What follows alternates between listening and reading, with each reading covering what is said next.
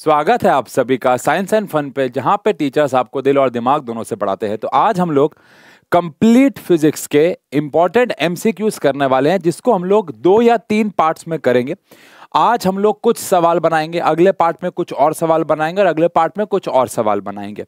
तो अगर आप इस चैनल पे नए हैं तो इस चैनल पे हम लोगों ने कंप्लीट लेक्चर्स के 1 शॉट डाले हुए हैं। 2-4 चैप्टर शायद रह गए हैं, लेकिन बाकी सबके कंप्लीट 1 शॉट यहाँ पे अपलोड हो गए विद एक्सपेरिमेंट। आप जाके चेक कर सकते हैं। आज हम यहाँ पे इंपॉर्टेंट एमसीक्यूज को बनाने वाले हैं फिजिक्स के, जिसमें पार्ट 1 और पार्ट 2 दोनों चैप्टर्स के क्वेश्चंस आएंगे। कुछ आज बनाएंगे कुछ, और ये सारे के सारे सवाल ऐसे सवाल हैं जो बच्चों के एग्जाम्स में आए हुए हैं। ऑफलाइन सेंटर के पेपर्स में से एमसीक्यू निकाल के यहाँ पे इन सवालों को हम लोग जो है वो करने वाले हैं। तो चलिए स्टार्ट करते हैं। अगर आप ये लेक्चर रिवीजन के पर्पज से देख रहे हैं तो मेरी सलाह आपको ये रहेगी कि जैसे ही सवाल क्वेश्चन आएगा आपको क्या करना होगा, उसे खुद से बनाना चाहिए और उसके बाद आपको फिर वीडियो को वापस से प्ले करके उसको देखना चाहिए कि आपने सही किया है या गलत, या अगर नहीं हो रहा है तो प्ले करना। बट अगर आप सवाल पहली बार करने जा रहे हैं पूरी कंप्लीट फिजिक्स के, तो फिर आप इसको गो थ्रू कर सकते हैं, साथ साथ समझ सकते हैं कि सवाल कैसे बन रहे हैं। चलिए, तो पहला सवाल आता है, 2 simple harmonic motions of the oscillating particle are presented by the following equation। y1 और y2 दे रखे, the ratio of their amplitudes will be। अब देखो, आप सबको पता है कि जो y इक्वेशन होती है वो हमारे पास क्या होती है, a sin omega T plus five. ये हमारे पास प्रोग्रेसिव वेव की एक इक्वेशन होती है, या कह लो नॉर्मल एक साइन या कॉस का फंक्शन होता है। अब यहाँ पे जो एम्पलीट्यूड इधर है ये होता है हमारा एम्पलीट्यूड, और यहाँ पे भी होता है हमारा एम्पलीट्यूड। तो A1 जो है हमारे पास वो हो गया 10 और सॉरी A2 जो हो गया हमारे पास हो गया 5। अब यहां से हमें क्वेश्चन में बोला गया है कि आपको रेशियो ऑफ देयर एम्पलीट्यूड्स निकालना है। तो दोनों का जो एम्पलीट्यूड, आगे जो फंक्शन लिखा जाता है वो एम्पलीट्यूड होता है। तो जो एम्पलीट्यूड का फंक्शन रेशियो हो गया वो हमारे पास हो गया 10 डिवाइडेड बाय 5 विच इज 2:1। तो इसका आंसर हमारे पास आ जाता है 2:1। बहुत सिंपल क्वेश्चन, कंपैरिजन वाला क्वेश्चन। इसी क्वेश्चन में आपसे ओमेगा का रेशियो भी पूछ सकते थे, ओमेगा मतलब कि एंगुलर फ्रीक्वेंसी। तो यहाँ पे ये आ जाता हमारे पास 12 और ये हमारे पास आ जाता 3 पाई। तो 12/3 पाई भी कर सकते हैं, बिकॉज टी के साथ वाला ओमेगा होता है। तो किसी का भी रेशियो पूछ सकते हैं। सारे सवाल इसी प्रकार से आपको बनाने होंगे। चलिए, अगला सवाल है, मैच द फॉलोइंग लिस्ट। आपको इस लिस्ट को मैच करना है कि कौन सा वाला क्वेश्चन और कौन सी वाली चीज सही तरीके से रिप्रेजेंट कर रखी है। तो फर्स्ट लॉ ऑफ थर्मोडायनेमिक्स कहता है कि जो energy can neither be create nor be destroyed, total heat जो है वो इंटरनल एनर्जी प्लस वर्क। तो जो पी है वो तो साफ साफ दिख रहा है कि वो सेकेंड के बराबर होगा। इसके बाद मेल्टिंग प्रोसेस भी आपको पता होना चाहिए कि जो टोटल एनर्जी है वो मास इनटू में लेटेंट हीट, एल यहाँ पे लेटेंट हीट है तो मास इनटू में लेटेंट हीट हो जाएगी। ऑल दो वैसे तो आपको इसी से आंसर मिल जाएगा, बट आप देख सकते हैं कि पी का जो हमारे पास आंसर है वो सेकंड है और एस का जो हमारे पास आंसर है वो थर्ड है। तो ऑब्वियस सी बात है ये हमारे पास आंसर है। बट स्टिल अगर मैं बात करूं तो वीन्स डिस्प्लेसमेंट लॉ क्या कहता है कि जो लैम्डा होता है वो टेम्परेचर के इनवर्सली प्रोपोर्शनल होता है, और स्टीफन बोल्ट्जमैन लॉ कहता है कि जो एनर्जी है वो टेम्परेचर के पावर 4 के डायरेक्टली प्रोपोर्शनल होती है। तो इस हिसाब से जो हमारा आंसर बनता है वो हमारे पास ए बन जाता है। समझ गए? डन है जी। तो सारे की सारी जो लिस्ट है वो पार्ट 2 के एक थर्मोडायनेमिक्स से है, एक हमारे पास काइनेटिक थ्योरी ऑफ गैसेस से है, और एक आप कह लो थर्मल प्रॉपर्टी से भी कह सकते हो मेल्टिंग पॉइंट वाले को। आप इसे थर्मोडायनेमिक्स हर चैप्टर में बेसिकली आया था। अगेन अगला सवाल आता है ग्रेविटेशन से। ग्रेविटेशन में आपको केपलर जी का आई गेस सेकेंड लॉ पता हो। जो इमेजिनरी लाइन होती है जो प्लैनेट को सन से जोड़ती है वो हमेशा इक्वल एरिया चलती है in equal interval of time. अब इस क्वेश्चन में क्या कह रहे हैं, a planet moving around the sun sweep area A1 in 2 days, A2 in 3 days, A3 in 6 days। तो आपको A1, A2 और A3 में रिलेशन निकालना है। समझे क्या है सवाल? सवाल कह रहा है जो A1 एरिया है, देखो ये पूरा A1 एरिया है जो कि चला गया है 2 days में। जो A2 एरिया है ये पूरा चला गया है 3 days में ओहो। और A3 एरिया जो है पूरा का पूरा ये 6 days में चला गया है ना। अब आपको केपलर जी के लॉ के हिसाब से पता होगा इक्वल एरिया चलते हैं इक्वल इंटरवल ऑफ टाइम में, लेकिन यहां पे इंटरवल जो है वो इक्वल नहीं है। केपलर जी का सेकेंड लॉ कहता है कि एरिया जो कवर होता है वो इक्वल होता है लेकिन इक्वल इंटरवल ऑफ टाइम में, लेकिन यहां तो इक्वल इंटरवल ऑफ टाइम नहीं है। तो इस केस में क्या होगा? क्या ऐसा कहना ठीक है कि एरिया डायरेक्टली प्रोपोर्शनल होगा टाइम के, बिकॉज ऑब्वियस बात है equal area equal interval of time में आएगा तो टाइम बढ़ेगा तो एरिया बढ़ेगा। अब यहाँ पे जो A3 है वो 6 डेज है और A2 है जो 3 डेज है, तो कॉमन सेंस की बात है कि जो A2 का एरिया होगा और जो A3, क्योंकि A3 6 दिन लगा रहा है और A2 3 दिन, तो ऑब्वियस बात है A3 का एरिया 2 इंटू में A2 होगा, समझ गए। बिकॉज A2 का जो मान लो A2 एरिया 3 दिन में चलता है 5 किलोमीटर स्क्वायर, ऑब्वियस बात है बहुत ज्यादा होगा इससे, लेकिन मान लो 5 किलोमीटर स्क्वायर, तो A3 6 दिन में उसका 3 गुना तो चलेगा, दुगना तो चलेगा, तो A3 जो हो गया वो दुगना ऑफ क्या हो जाएगा A2 के। अब अगर आप ऑप्शन देखें तो दुगना ऑफ A2 सिर्फ और सिर्फ यहां पे ही है, ऑल दो ऑब्वियस सी बात है 2 डेज में वो इसका 3 गुना चलेगा, बिकॉज जो 6 है वो 2 का 3 गुना होता है तो 3 गुना भी आ जाएगा। तो आंसर कुल मिला के ए है। अगर इसी क्वेश्चन में बोला होता कि इक्वल टाइम में चल रहे हैं कि भैया मान लो 5 डेज 5 डेज 5 डेज, तो A1 A2 और A3 दोनों बराबर हो जाते हैं। चलो डन है। अगला सवाल, a ball is thrown vertically upward with velocity of 30 metre per second. तो एक बॉल को ऊपर फेंका गया, initial velocity 30 metre per second थी। If the acceleration due to gravity, अगर आप ए यानी जी लोगे ऊपर जाते वक्त ऑब्वियसली बात है माइनस में लिया जाएगा -9.8। The distance travelled by it in last second, इसने सब कुछ बदल दिया।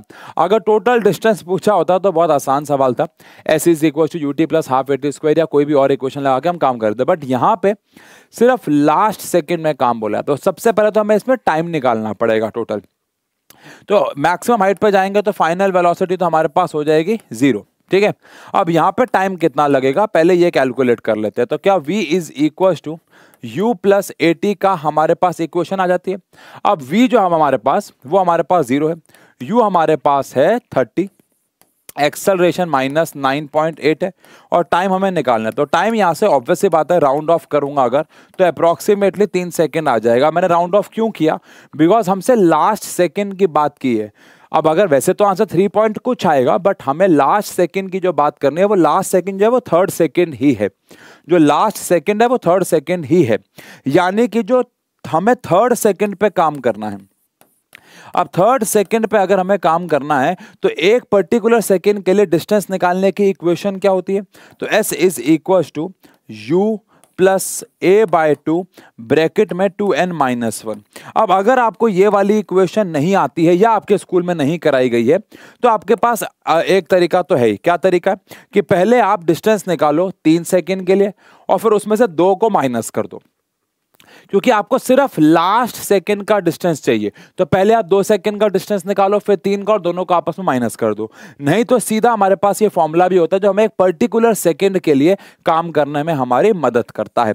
उस हिसाब से अगर बात करें तो इनिशियल वेलोसिटी हमारे पास 30 है, एक्सेलरेशन हमारे पास 9.8 आया, उसका आधा कर देंगे। टाइम हमारे पास कितना आया है 3, तो 3 इंटू 2 6 -1 हो गया 5 हो गया ये। तो यहाँ पे मेरे पास 30 प्लस में 9.8, अब क्योंकि हम ऊपर जा रहे थे सॉरी तो एक्सेलरेशन हमारे पास माइनस में होगा, माय बैड, सॉरी। तो यहाँ पे हमारे पास आ जाएगा 9.8 माइनस का इंटू में 2.5, कोई भी एक माइनस का ले लो, है ना। अब अगर मैं टाइम बचाने के लिए यहाँ पे कैलकुलेटर का इस्तेमाल करता हूं तो मेरे पास आंसर आ जाता है 9.8, 9.8 इंटू में 2.5, तो ये आता है 24.5। इसमें से माइनस कर देंगे हम 30, तो आंसर आ जाएगा, क्या कर रहे हो, 9.8 इंटू में 2.5, इसमें से माइनस कर देंगे हम 30, तो आंसर आ जाएगा 5.5। आंसर आ जाएगा हमारे पास 5.5। ऑब्वियस सी बात है हम लोगों ने शायद यहाँ पे राउंड ऑफ किया तो वो थोड़ा सा वेरिएशन आया, बट यहाँ पे हमारे पास आंसर आ रहा है। अच्छा, अब अगर हम यहाँ पे देखा जाए तो अगर हम यहाँ पे 3 सेकेंड ले रहे हैं तो वहां पे भी हमें राउंड ऑफ करके g को 9.8 लेना होगा। मेरी बात समझ में आ गई? मैं दोबारा बोलता हूं, अगर हमने यहां पे g को 10 लिया है तो वहां भी 10। अभी फिलहाल हमारे पास आंसर आ रहा है 5.5, बट 5.5 तो आंसर नहीं है। तो इसका मतलब है कि अगर मैं यहाँ पे 10 लेता हूं, अगर मैं यहाँ पे 10 ले लेता हूं तो 30 में से माइनस कितना आ जाएगा 25, तो 5 सेकेंड। अब आपके मन में एक सवाल आ रहा होगा, सवाल ये आ रहा होगा कि भाई सॉरी 5 मीटर। आपके मन में एक सवाल आ रहा होगा, सवाल ये आ रहा होगा कि भाई आपने यहाँ पे g को 9.8 से 10 क्यों लिया? बिकॉज हमने यहाँ पे भी 3 सेकेंड में इसको राउंड ऑफ करके अगर 10 लिया तो वहां पे भी 10 लिया। और अगर मान लो आप 9.8 से भी करते हो तो सबसे करीबी आंसर ऑब्वियस सी बात है आपको 5 मिलेगा, क्योंकि वहां पे 5.5 आ रहा है। समझ गए? तो इस तरीके से सवाल है। मैं दोबारा बोल रहा हूं, इस सवाल को करने के वी हैव 2 ऑप्शंस। पहला, आप ये इक्वेशन लगाओ। दूसरा, आप ऐसा, अगर आपको ये इक्वेशन याद नहीं है, आपने नहीं किया, आपके स्कूल में नहीं कराई गई, तो आप पहले 3 सेकंड के लिए डिस्प्लेसमेंट निकालो और फिर 2 का निकाल के उसको माइनस कर दो। बात एक ही है। डन है? चलो ठीक है। अगला सवाल, इनमें से कौन सी फिजिकल क्वांटिटी को आपको मैच करना है उसके खुद के डायमेंशनल फॉर्मूले से? बहुत सिंपल क्वेश्चन, और ऐसे क्वेश्चन पेपर में आपको बहुत ज्यादा मिलेंगे। कोफिशिएंट ऑफ विस्कोसिटी के डायमेंशन होते हैं ml-1 t-1। तो कोफिशिएंट ऑफ विस्कोसिटी कहां गया भाई? ml-1 t-1, यानी कि p का आंसर सेकंड है, तो ऑब्वियस बात है b और d तो घट जाते हैं। सरफेस टेंशन होता है फोर्स अपॉन लेंथ, तो इसके लिए हो गया ml0t-2, ml0t-2। तो q का हो गया थर्ड, q का हो गया थर्ड, तो ऑब्वियस सी बात है हमारे पास c वैसे आंसर आ जाता है। बाकी आप फर्दर भी चेक कर लो। वर्क डन होता है ml2t-2, तो वर्क डन के लिए आ गया हमारे पास ml2t-2, ऑब्वियस सी बात है। और यूनिवर्सल ग्रेविटी अब बचाइए क्या, तो आंसर सी हो जाएगा। डन हो गया। चलिए अगला सवाल, a body is moving in unidirectionally under the influence of source of constant power, यानी कि हमें पावर कांस्टेंट दे रखी है। अब आपको बताना है कि जो उसका डिस्प्लेसमेंट है वो प्रोपोर्शनल किस चीज के होगा। जो उसका डिस्प्लेसमेंट है वो किस चीज के प्रोपोर्शनल होगा। वैसे एनसीईआरटी का सवाल है, ध्यान रखना, ऐसे क्वेश्चन एग्जाम में बहुत मिलते हैं जहां पे हमें कोई एक दो चीजें कांस्टेंट दे रखी होती हैं और हमें यह प्रूफ करना होता है कि कोई एक चीज दूसरे पे कैसे डिपेंड करती है, उसकी पावर क्या है। उस केस में हमें उस चीज का फॉर्मूला डिराइव करना होता है ऐसे किसी फैक्टर्स में जिसके अंदर सिर्फ कांस्टेंट्स आ रहे हो या जिसके ऊपर डिपेंडेंसी पूछिए वो आ रहा हो। शायद आपको समझ में नहीं आया कि मैंने क्या बोला। सुनो, क्या हम सबको पता है कि पावर का जो फॉर्मूला होता है वो फोर्स इनटू में वेलोसिटी होता है। अब पहली बात तो मुझे सिर्फ एक तरफ क्या चाहिए, सिर्फ एक तरफ चाहिए डिस्प्लेसमेंट। पावर के बहुत सारे फॉर्मूले हैं, वर्क डन अपॉन टाइम भी है। अगर मान लो आपको एग्जाम में याद नहीं आता कि यार ये भी फॉर्मूला है, तो पावर का formula work done upon time तो है ही। चलो, अब वर्क डन की जगह मैं क्या लिख सकता हूं, फोर्स इनटू में डिस्प्लेसमेंट अपॉन टाइम लिख सकता हूं। लेकिन क्या अभी भी यहां पे अगर मैं मान लो इसको ऐसे लिखता हूं कि x आ गया मेरे पास p इंटू में t अपॉन में f, तो यहां पे एक चीज जो एक्स्ट्रा आ रही है वो f है। क्वेश्चन में पावर कांस्टेंट दे रखी है, x को t के रिस्पेक्ट में निकाल, लेकिन यहां पे फोर्स एक एक्स्ट्रा चीज आ रही है, तो क्या करूं, तो x is equal to p into में t अपॉन में फोर्स को मैं मास इंटू में एक्सेलरेशन लिख सकता हूं। अब मास तो कांस्टेंट होता है, लेकिन यहां पे अब जो एक्स्ट्रा चीज आ गई है वो आ गई एक्सेलरेशन। अब क्या मैं एक्सेलरेशन को वेलोसिटी अपॉन में टाइम लिख सकता हूं या change in velocity upon time, dimensionally it's all same thing. तो प्रेशर अपॉन में मास आ गया, यहां पे मेरे पास टाइम का स्क्वायर अपॉन में वेलोसिटी आ जाएगा। बट क्या वेलोसिटी मेरे को चाहिए, आंसर है नहीं चाहिए। तो क्या मैं वेलोसिटी को, ये डायमेंशनली बात हो रही है एक प्रकार से, क्या मैं वेलोसिटी को डिस्प्लेसमेंट अपॉन टाइम लिख सकता हूं, सॉरी हाँ, वेलोसिटी को क्या मैं डिस्प्लेसमेंट अपॉन टाइम लिख सकता हूं, बिल्कुल लिख सकता हूं। तो यहां से एक और टाइम ऊपर चला जाएगा, तो यहां पे पी टी का क्यूब अपॉन में एम एक्स आ जाएगा। अब यहां से एक्स और एक्स एक्स स्क्वायर हो जाएंगे, तो पी अपॉन में एम, यहां पे टी क्यूब आ जाएगा। अब ये 2 अगर उधर जाएगा तो एक्स जो है ये प्रोपोर्शनल आ जाएगा टी की पावर 3/2 के। x जो है वो प्रोपोर्शनल आ जाएगा t की पावर 3/2। कितना प्यारा और लाजवाब सवाल। दोबारा सुनो, हमने पावर की शुरुआत वर्क डन अपॉन टाइम से की, हमें डिस्प्लेसमेंट को टाइम के रिस्पेक्ट में निकाला था, तो यहां पे आपको लग रहा होगा कि ये हो गया, बट ये हुआ क्यों नहीं, क्योंकि यहां पे फोर्स आ गया। अब फोर्स क्वेश्चन में नहीं बोल रखा कि वो कांस्टेंट है या वेरिएबल है, तो मैं प्रोपोर्शनल नहीं कर सकता। लेकिन अब आप इस फॉर्मूले पे अगर ध्यान दो तो इस फॉर्मूले में हमारे पास प्रेशर है, पावर है जो कि क्वेश्चन में कांस्टेंट दे रखी है, और m गोज फॉर मास है जो कि वैसे भी कांस्टेंट होता है। तो x का यहाँ पे जो स्क्वायर है वो हो जाएगा क्यूब हो जाएगा, और ये तो कांस्टेंट वैसे ही थे, तो स्क्वायर क्यूब के नीचे जाएगा तो पावर 3/2 आ जाएगी। तो x is directly proportional t की पावर 3/2 आ गया, यानी कि x जो है वो 3/2 पावर पे बेसिकली डिपेंड कर रहा है। डन है। चलिए अगला सवाल आता है। अगला सवाल क्या कह रहा है, the following figure shows a smooth curve track track होगा वो, terminating in a smooth in horizontal part, obvious बात है पूरा का पूरा सब कुछ स्मूथ है। यहां से 4.9 अगर नहीं दिख रहा है तो ये 4.9 मीटर की ऊंचाई से गिरता है और जाके स्प्रिंग को दबा देता है। अब 40 ग्राम मास इज रिलीज फ्रॉम, यानी कि इसका जो मास है आपको 40 ग्राम दे रखा है, 0.04 kg। आपको बताना है कि स्प्रिंग कितना दबेगा, तो आप सबको पता है यहाँ पे इसके पास कौन सी एनर्जी होगी, पोटेंशियल एनर्जी। ये भागेगा भागेगा, इसके पास काइनेटिक एनर्जी आएगी और वो ऑब्वियस सी बात है काइनेटिक एनर्जी इसी पोटेंशियल एनर्जी के बराबर ही होगी और ये इसको यहाँ पे स्प्रिंग को दबाएगा। तो बेसिकली जो पोटेंशियल एनर्जी ऊपर थी इसके पास, ये पोटेंशियल एनर्जी जो ग्रेविटेशनल थी, वो जब इसको दबाएगा तो इसके पास पोटेंशियल एनर्जी स्प्रिंग में कन्वर्ट हो जाएगी। Law of conservation of energy. अब पोटेंशियल एनर्जी का फॉर्मूला mgh होता है और पोटेंशियल एनर्जी स्प्रिंग का फॉर्मूला हाफ kx² होता है, समझ गए। मास हमारे पास है 0.04, जी की वैल्यू को फिलहाल 10 ले लें या 9.8 ले लें, मैच करके देख लेंगे। अभी अगर मैं 10 ले लूं, और वैसे 9.8 लेना क्यों बेहतर रहेगा, क्योंकि यहाँ पे 4.9 है और 4.9 जो है वो 9.8 का डबल, वो 4.9 का डबल 9.8 होता है, तो ऐसा कर लेते हैं। चलो, हाफ के स्प्रिंग कांस्टेंट हमें क्वेश्चन में पक्का दे रखा होगा, उसके बगैर तो काम ही नहीं होगा। 400 न्यूटन दे रखा है, न्यूटन पर मीटर, और यहां से x हमें जो है वो कैलकुलेट करना है, ठीक है। अब यहां से इसको अगर मैं इससे डिवाइड करता हूं तो मेरे पास 200 आ गया, ठीक है। अब यहां पे अगर मैं 200 लेता हूं, या एक और तरीका कर सकते हैं, कैलकुलेशन आसान हो जाएगी। इस 2 को 4.9 से मल्टीप्लाई करो तो 0.04 इंटू में 9.8 इंटू में 4.2 इंटू में 2 करूंगा तो ये भी 9.8 आ जाएगा, समझ गए। और अपॉन में यहां पे ले जाओ 400 इज इक्वल टू x²। अब यहां पे अगर मैं इसका अंडर रूट कर देता हूं तो ये तो सिंपल है, 9.8 रूट के बाहर आ जाएगा। और यहां पे अगर मैं इसको काट देता हूं तो मेरे पास 100 तो था ही, लेकिन 2 0 और आ जाएंगे तो 100 बाहर आ जाएगा। तो बेसिकली मेरे पास आंसर आ गया x का 9.8 अपॉन में 100, 2 थे ना तो मैंने स्क्वायर रूट कर दिया है, ठीक है। तो यहां से आंसर आ गया 0.098 मीटर।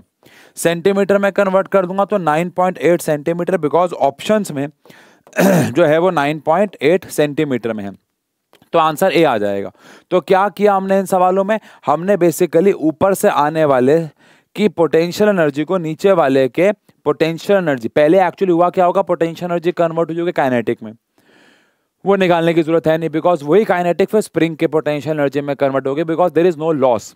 तो ऊपर की पोटेंशियल एनर्जी स्प्रिंग की पोटेंशियल एनर्जी में कन्वर्ट होगी, जो कि mgh बराबर हो गई हाफ kx² के। चलिए अगला सवाल, ये सवाल भी बहुत एग्जाम में देखने को मिलता है, सिर्फ इतना वाला भी कि अगर a vector cross b vector बराबर है a vector dot b vector के, तो उनके बीच का एंगल निकालो। ये सवाल बहुत आता है, लेकिन यहाँ थोड़ा सा अलग है बस, कि अगर a vector cross b vector a vector dot b vector के बराबर है तो उनका रिजल्टेंट क्या होगा, तो ऑब्वियस सी बात है एंगल आ जाएगा तो रिजल्टेंट भी आ जाएगा। अब अगर a vector cross b vector बराबर है a vector dot b vector के, तो a vector cross b vector होता है a b साइन थीटा, और क्रॉस के बजाय अगर मुझे डॉट लेना हो तो वहां पे कॉस थीटा आ जाएगा। अब ए बी से ए बी कैंसिल हो जाएगा, तो sine theta by cos theta मेरे पास 1 आ जाएगा, यानी कि टैन थीटा मेरे पास 1 आ जाएगा। अब टैन थीटा 1 कब होता है, जब थीटा हमारे पास 45 डिग्री हो जाता है, समझ गए।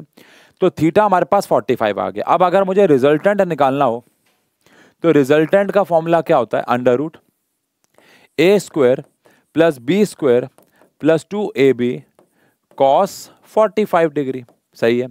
तो यहां से फॉर्मूला आ जाएगा मेरे पास a² plus b² plus 2ab। अब कॉस 45 की वैल्यू 1/√2 होती है। अब रैशनलाइज करूंगा तो ab के ऊपर √2 आपको पता है ऊपर √2 बच जाएगा, तो कुल मिला के answer a² plus b² plus √2ab under root आ जाएगा। अंडर रूट का मतलब पावर हाफ ही होता है बेसिकली, तो a हमारा आंसर आ जाएगा, यानी a² plus b² plus √2ab की power half which is under root. तो यहाँ पे ये हमारे पास बहुत सिंपल सा क्वेश्चन, ये वाला क्वेश्चन तो बहुत आता है, अगर a vector dot b vector a vector cross b vector के बराबर है तो उनका नेट उनके बीच का एंगल निकाल दो। ये तो सवाल आपको बहुत मिलेगा। चलिए फिलहाल आगे बढ़े। तो ये बहुत प्यारा सवाल, बहुत ही पेचीदा सवाल। सवाल क्या है, A lead shot of 1 millimeter diameter falls through a long column of glycerin.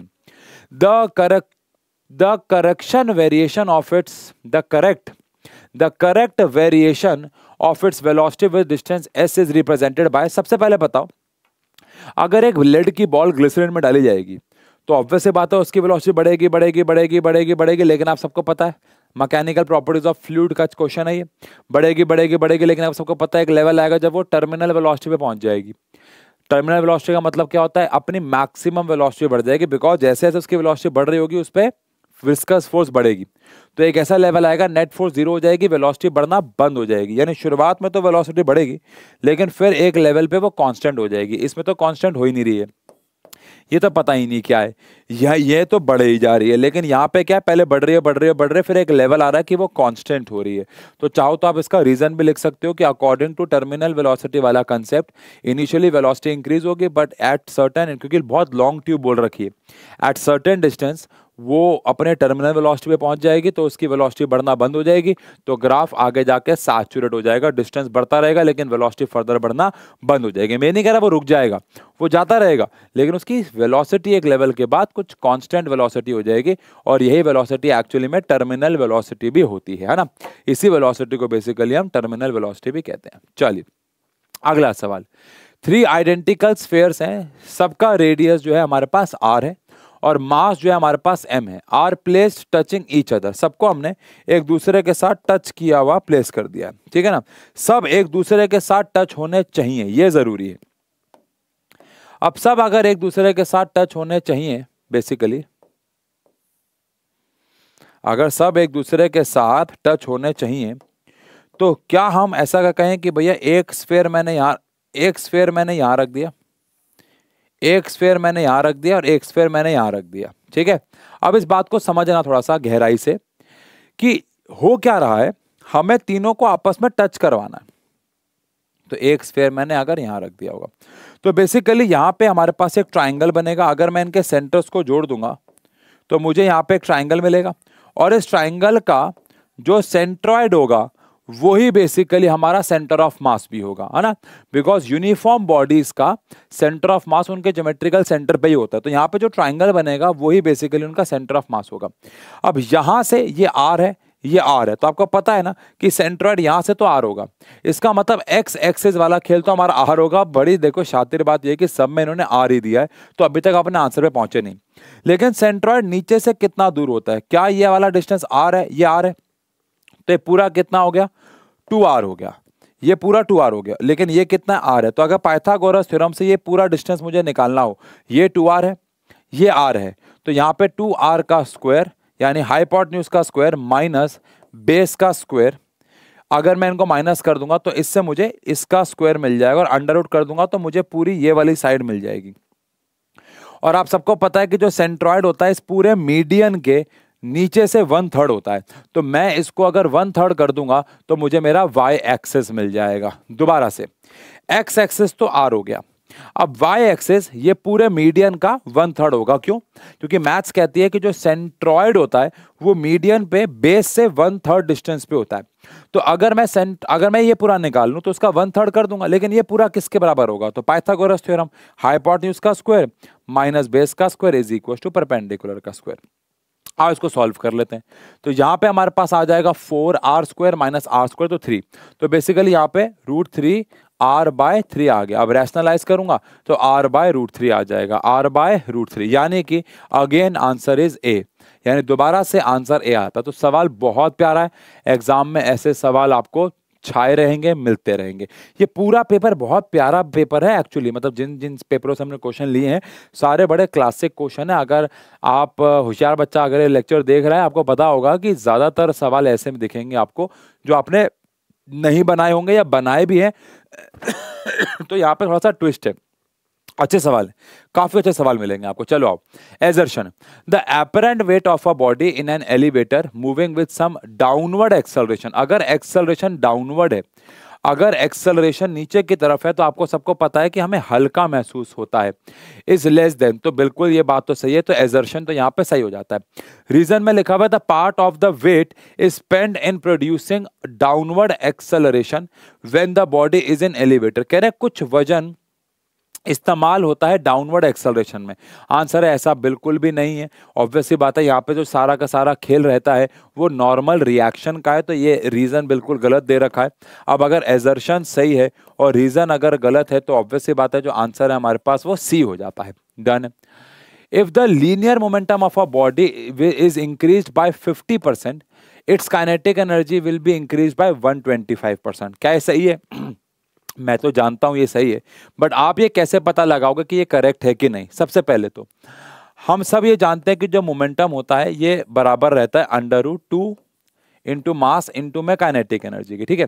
अब उसके मोमेंटम को हमने 50% बढ़ा दिया, तो पहली बात तो जो नया वाला मोमेंटम होगा वो क्या होगा? वो पुराने वाले से 50% ज्यादा होगा, मानते हो? यानी 150/100p, यानी नया वाला जो मोमेंटम है बेसिकली वो 1.5 टाइम्स पुराने वाले के हो जाएगा, ठीक है। अब इस इक्वेशन से अगर हम लोग काम करें तो यहां पे मेरे पास p का जो स्क्वायर है वो 2mke हो जाता है। तो ke जो है वो बराबर आता है p²/2m। अब आपने मास तो चेंज किया है नहीं, आपने तो मोमेंटम चेंज किया है और मोमेंटम को 1.5 किया है।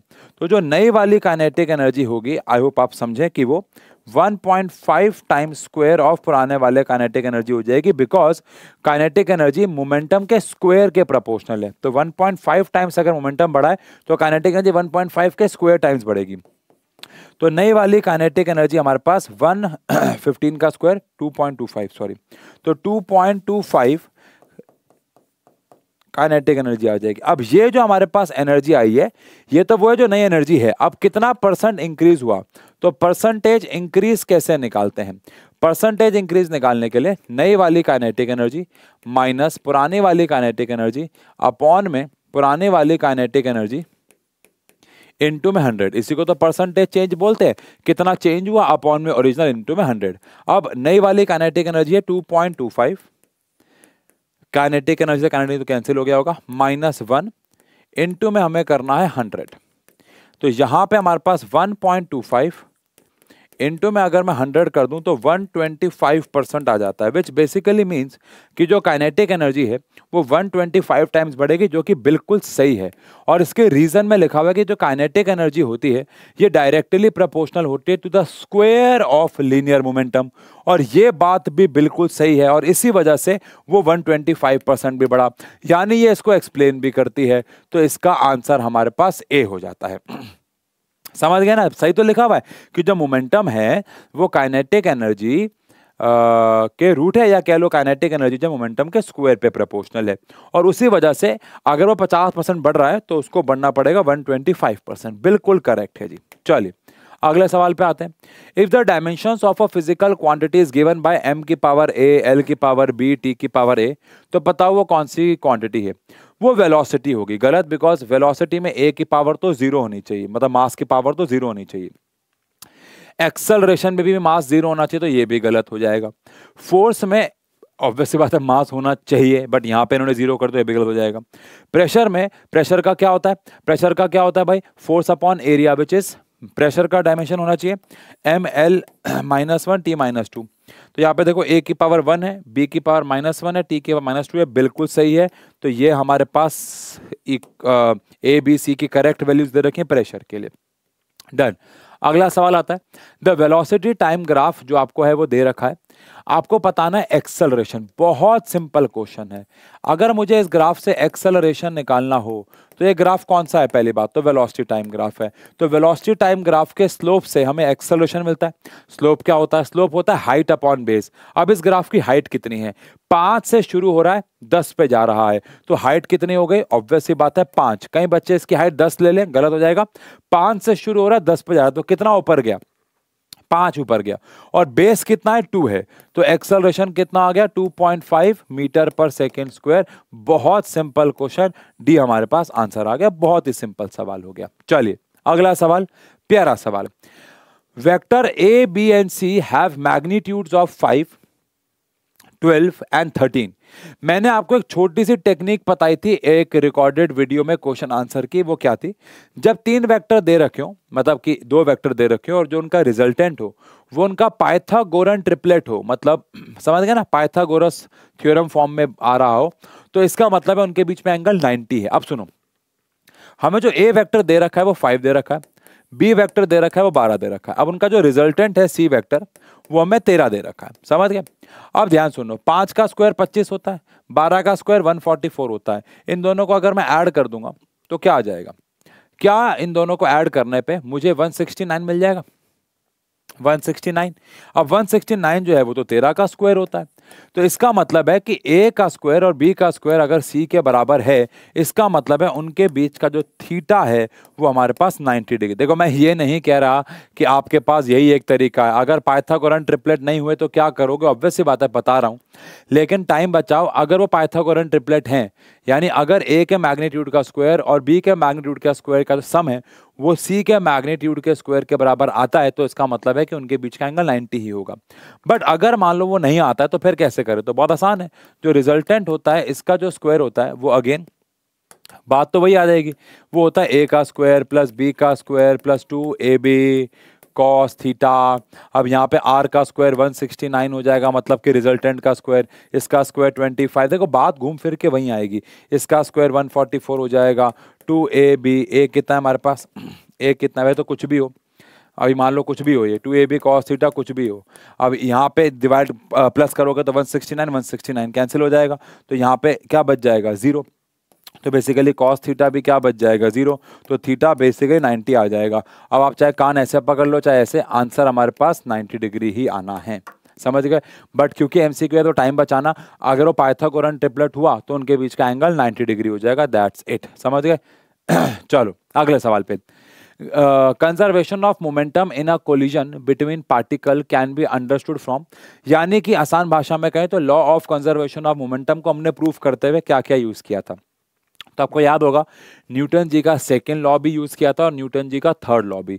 बहुत सारे बच्चे पता नहीं क्यों यहाँ पे law of conservation of energy लिख देते हैं, but that is not correct.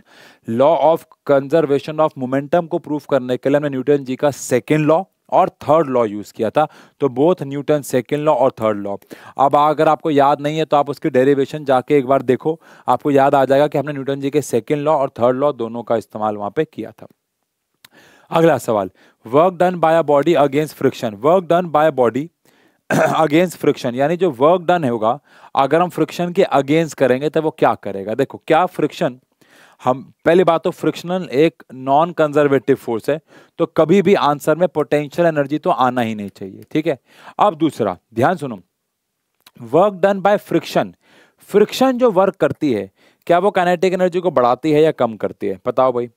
तो फ्रिक्शन जो है वो हमेशा काइनेटिक एनर्जी को कम करना चाहती है क्योंकि वो वेलोसिटी कम करती है। लेकिन यहां पे लिखा है work done bye a body against friction. Against friction के अगर हम काम करेंगे तो वो हमारी काइनेटिक एनर्जी को बढ़ाना चाहेगी या कम करना चाहेगी? बताओ भाई। दोबारा सुनो ध्यान से, work done bye frictional force अगर होता तो फ्रिक्शनल फोर्स जो वर्क करती है वो हमारे काइनेटिक एनर्जी को हमेशा कम करती है। तो वर्क डन अगेंस्ट फ्रिक्शन क्यों किया जाता है? तो work done by body against friction always results in loss in kinetic energy या गेन इन काइनेटिक एनर्जी। बोलो भाई। तो ऑब्वियस सी बात है, अगर मैं यहां पे ये मान के चल रहा हूं कि वो मुझसे वर्क डन बाय फ्रिक्शन पूछ रहे हैं, तो वर्क डन बाय बॉडी, क्योंकि ये नहीं मेंशन किया गया कि वो फ्रिक्शन के लिए काम करने के लिए बोल रहे हैं, नहीं, तो अभी मैं फिलहाल लॉस इन काइनेटिक एनर्जी बोलूंगा क्योंकि मेरे को ये नहीं मेंशन किया गया कि मुझे वर्क डन बाय फ्रिक्शन बोला है या work done by body due to friction बोला है, तो वो मेंशन नहीं है, तो इसलिए अभी हम आंसर सी लिख देंगे। ठीक है ना। चलो, a wheel has angular acceleration of, एक व्हील का एंगुलर एक्सेलरेशन आपको 3 रेडियन पर सेकेंड स्क्वायर दे रखा है, and in an initial angular speed आपको omega naught, initial angular speed 2 radian per second दे रखी है, in a time of 2 second, time आपको 2 सेकेंड दे रखा है। आपसे पूछा गया कि वो कितने, it has rotated through an angle, कितना एंगल रोटेट कर लेगा? तो ऑब्वियस बात है आपको थीटा जो है वो निकालना है। अब ये चारों हमारे पास सेकेंड इक्वेशन में आते हैं। क्या equation second? Theta is equal to omega naught T plus half alpha T square. अब थीटा मुझे निकालना है, ओमेगा नॉट मेरे पास 2 है, टी मेरे पास 2 ही है, वेरी गुड। हाफ एक्सेलरेशन मेरे पास 3 है और t मेरे पास 2 का स्क्वायर है, तो 2 और 2 मेरे पास आ जाएगा 4, हाफ इंटू में 3 और ये आ जाएगा मेरे पास 4। इसको इससे काट दूंगा तो 2, 3 2 6, तो 4 + 6 हमारे पास हो जाता है 10 रेडियन। सब कुछ रेडियन में, तो एंगल भी रेडियन में आ जाएगा, तो यहां से हमारे पास आंसर आ जाएगा 10 रेडियन। सही है, पक्की बात हो गई है। चलो अगले सवाल पे आते हैं। The orbital speed of satellite of mass m is proportional to. अब जब ये क्वेश्चन मैंने पढ़ा था, बच्चे के पेपर में आया था, तो मैंने इसका एकदम से आंसर दिया m की पावर जो है वो हाफ। क्यों दिया बताता हूँ, ऑब्वियस बात वो गलत आंसर है, क्योंकि एकदम से मेरे दिमाग में आया अरे ऑर्बिटल वेलोसिटी का फॉर्मूला जो होता है वो होता है g m/r होता है ना।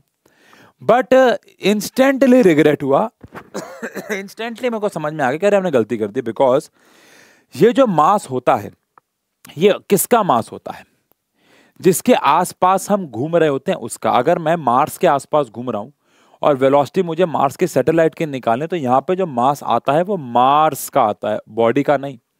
लेकिन क्वेश्चन में बोल रहे हैं कि जो ऑर्बिटल स्पीड है सैटेलाइट की, उसका मास m है, तो वो कैसे प्रोपोर्शनल होगी? तो आंसर है m की पावर 0 होगा, क्योंकि ये जो मास होता है ये मास ऑफ प्लैनेट होता है, लेकिन आपसे यहां पे मास ऑफ सैटेलाइट के टर्म्स में पूछ रहे हैं, तो आंसर है orbital velocity mass of satellite पे बिल्कुल भी डिपेंड नहीं करती, और अगर वो नहीं करेगी तो उसका मतलब साफ साफ हो जाएगा कि उसका लेना देना नहीं है, तो m की पावर 0 आ जाएगा। सिंपल है यार, डन है। चलो अगला सवाल। एक रिजिड बार है जिसका मास m है, is supported symmetrically by 3 wires. 3 wires हैं, तीनों की लेंथ l है। The 2 wires at the end are of copper and the third wire in the middle is of iron. The ratio of their diameter, if each to have the same extension, missing हो गया extension। समझ गए सवाल क्या? नहीं समझे, समझाता हूं। देखो ये हमारे पास एक रिजिड सपोर्ट है, यहाँ पे हमारे पास 3 तारे हैं, एक ये तार है, एक ये तार है, और बीच की जो तार है वो ये है। ठीक है, तीनों की जो लंबाई है वो बराबर है।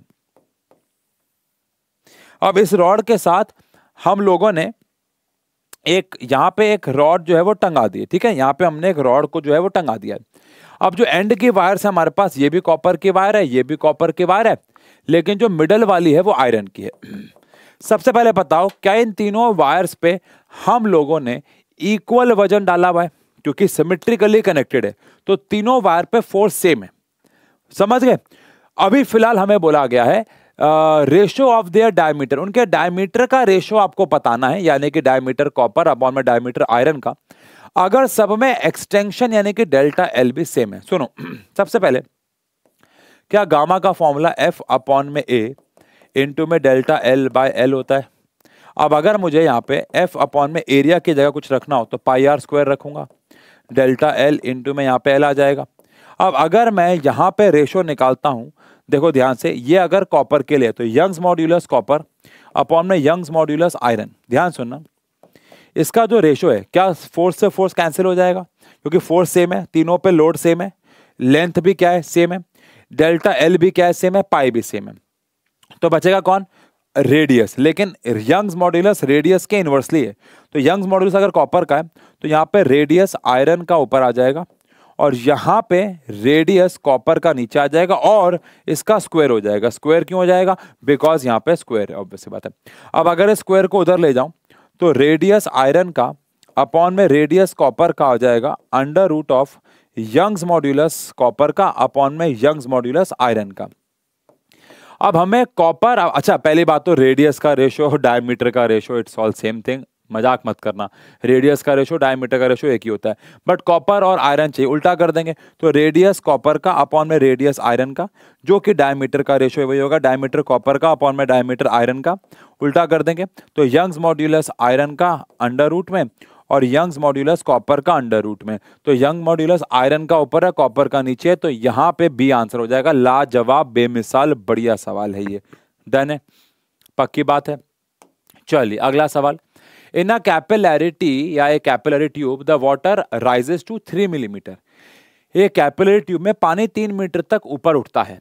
The height of the water that will rise in another capillary, जिसका 1/3 रेडियस है, जिसका रेडियस क्या है 1/3 है। सुनो सबसे पहली बात तो जो हाइट है उसका जो फॉर्मूला है, उसका फॉर्मूला ऑब्वियस सी बात है हमारे पास 2s cos थीटा अपॉन में रो जी आर है।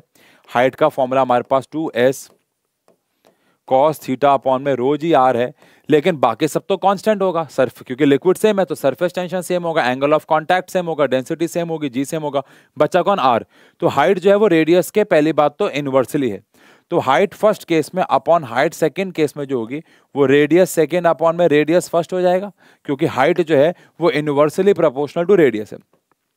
अब हाइट फर्स्ट वाले केस में 3 थी, सेकंड वाले में निकालनी है। रेडियस फर्स्ट वाले में अगर r था तो सेकंड वाले में 1/3 है, तो 1/3 ऑफ r, तो r से r कैंसिल, 3 मल्टीप्लाई, तो h2 हमारे पास 9 मिलीमीटर आ जाए। कितना आसान और प्यारा सवाल है। अब आप दुनिया जहान की ताकत लगाते रहो, अगर आपको ये नहीं पता कि एसेंट फॉर्मूला में हाइट जो आई थी उसका formula 2s cos theta by rho g है, तो आप कुछ नहीं कर सकते। इतना तो पता ही होना चाहिए कि जो रेडियस है और हाइट है वो इनवर्सली है, बिकॉज अगर एक मोटा पाइप होगा तो लिक्विड ज्यादा थोड़ी ना राइज करेगा, जितना पतला पाइप होगा उतना ज्यादा लिक्विड राइज करेगा, तो ये तो ऑब्वियस है कि वो इनवर्सली है, बट स्टिल फॉर्मूला तो पता होना चाहिए। Done.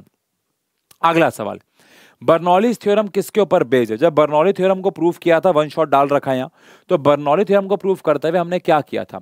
Total work done is always equal to change in energy, which is law of conservation of energy. Obvious सी बात है, मास और मोमेंटम से कोई लेना देना नहीं है।